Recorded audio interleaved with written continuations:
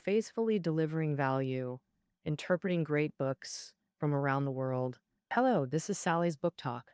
Today, I'll be interpreting this book called Professionalism for you. The author Kenichi Ohmae is Japan's most renowned management expert. He graduated from Waseda University and served as president of McKinsey's Japan branch, where he trained over 5,000 consultants. Hailed as the father of strategy in Japan, many top Japanese companies seek his help when developing competitive strategies. He's also one of the few Eastern management masters with international acclaim. Named among the world's top 5 management gurus by The Economist, Ohmae has published bestsellers like Professionalism, The Art of Thinking, and The M-Form Society. Professionalism compiles Ohmae's columns into an essay collection. The original Japanese title means professionals, experts. This book explores what qualities define true experts. Today, I'll unpack its essence through 3 key questions. First, who qualifies as an expert? Second, what abilities must experts possess? Third, how do experts think objectively? So let's begin with the first question. Who qualifies as an expert? Some might assume experts are credentialed professionals with seniority, think elderly lawyers, doctors, or teachers we encounter daily, because they hold state certifications and have years of experience. That this misunderstands what expert truly means. Ohmae argues experts aren't defined by credentials, tenure, or job titles. An HR specialist deeply attuned to hiring needs can be a recruitment expert. Conversely, a sales manager ignorant of customer needs isn't an expert. So how does Ohmae define experts? First, they solve problems using knowledge and skills, aligning with common understanding. But that's insufficient. Ohmae insists experts must also embody 2 traits, starting with customer first. This may sound obvious, but honestly, not many people truly stick to it in the workplace. Lots of folks dodge customer problems, scared to take the fall, just waiting for the boss to call the shots. But real experts, they're a whole different story.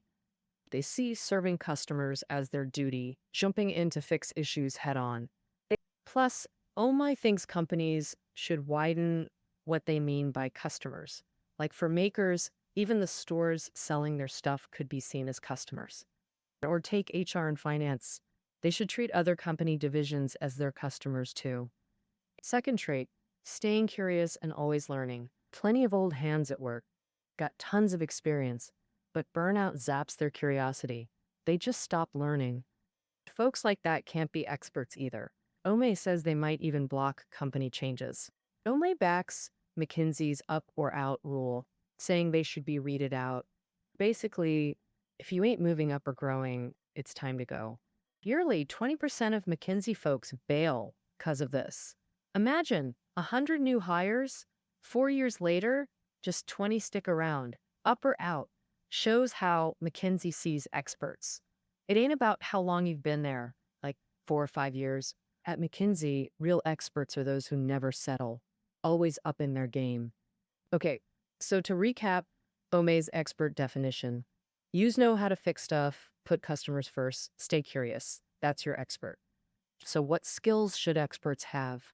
Part 2 of the book, Ohmae lays out 4 key skills: foresight, idea building, discussion chops, and dealing with contradictions. First up, foresight. It's about seeing the big picture in biz and spotting where things are heading. Why do we need foresight? Because tech changes can flip industries on their heads. Old ways companies live by just don't cut it with new curveballs. Take Nokia's story. At Nokia's height, it beat Motorola with Symbian, but victory blinded him to Apple's game-changing touchscreens. Facing Apple's challenge, Nokia completely failed to grasp how serious things were, instead pinning hopes on revamping Symbian. But those efforts were totally useless. Though Nokia later teamed up with Microsoft to fight back, it was too late. Years later, they had to sell off their phone business. Looking back, Nokia's downfall was inevitable as communication tools evolved into smart multimedia devices. Apple's victory came because Jobs saw where mobile tech was heading. That ability is what we call foresight. This case shows Ohmae's point. Corporate experts must maintain sharp foresight, question past successes, and hunt new innovations to conquer new frontiers. Beyond foresight, the second skill experts need is conceptualization. Conceptualization means turning visions into reality. Its core is choosing wisely between new opportunities and old business models. Consider Kodak. Older folks might remember them. Kodak invented film, dominating cameras, yet collapsed in 2012 under digital and smartphone pressure. Why? Kodak relied too much on film's steady profits, waffling on digital investment until it was too late. Later, they misjudged digital camera growth, moving slower than rivals in production and marketing. Result, ironic contrast, Sony and Canon zoomed past them. Did Kodak lack foresight? They actually pioneered the digital age. They invented the digital camera, but chose wrong between innovation and tradition. Kodak's tragedy isn't unique. Many companies see trends but underinvest due to caution, missing their chance. So Ohmae argues once companies spot trends, they should go deep, not just diversify. Oh, and conceptualization has another requirement. Future plans must match the pace and scale of change. Otherwise, like Kodak's digital camera business, you'll lag in scale, innovate too slowly, and get crushed by competitors. Now let's discuss the third skill experts need: effective discussion. Discussions are unavoidable at work, but many are totally useless. For example, some folks love nitpicking others' ideas but never offer better solutions. Others just echo opinions without adding anything meaningful. Then there are those who dismiss all input, thinking only their views matter. This derails discussions, wasting time without useful outcomes. Ohmae believes experts must master proper discussion to avoid this. True discussion means grounding everything in logic and facts, building hypotheses through reasoning, then verifying them with data. Say you're presenting without logical conclusions or data backup, no one will buy it. Logic matters in questioning too. Only logical questions get useful answers. When listening, still focus on logic and facts. Spot flawed data? That's your opening to persuade. The fourth skill, navigating contradictions. Common in business. Imagine a clothing chain opening 100 or more stores in a year to boost revenue. They staff them by pulling people from existing stores and hiring newbies, but service quality plummets. Old stores decline, new ones underperform, revenue stays flat. Hypothetical, yes, but this plays out constantly during expansions. The contradiction? Growth speed outpaces human resources, torpedoing goals. Dig deeper, and you'll find such contradictions often stem from fixating on single solutions. Take this case. Is opening new stores really the only way to boost revenue? If you think it's the only option, you're walking right into a contradiction trap. But honestly, there are tons of other ways. Designing new products, ramping up ads to boost per store sales, or cutting prices to move more volume. Might these fit better and still get the job done? Ohmae insists there's never one perfect answer to contradictions at work. Experts adapt to contradictions by proposing solutions, testing them, tweaking, and finally acting. So to recap, the four expert skills are foresight, conceptualization, discussion chops, and navigating contradictions. Now, part 3, how do experts think objectively? Ohmae gives 4 thinking rules. First, ditch your preconceptions. Case in point, Panasonic ruled TVs before LCDs took over. Back then, everyone saw plasma and LCD as the future, with LCD tech initially lagging behind plasma. As a plasma pioneer, Panasonic teamed with Hitachi to form a plasma alliance against LCD makers. But LCD tech suddenly leapfrogged plasma in efficiency and cost. Seeing LCD's edge, Hitachi bailed on the plasma alliance.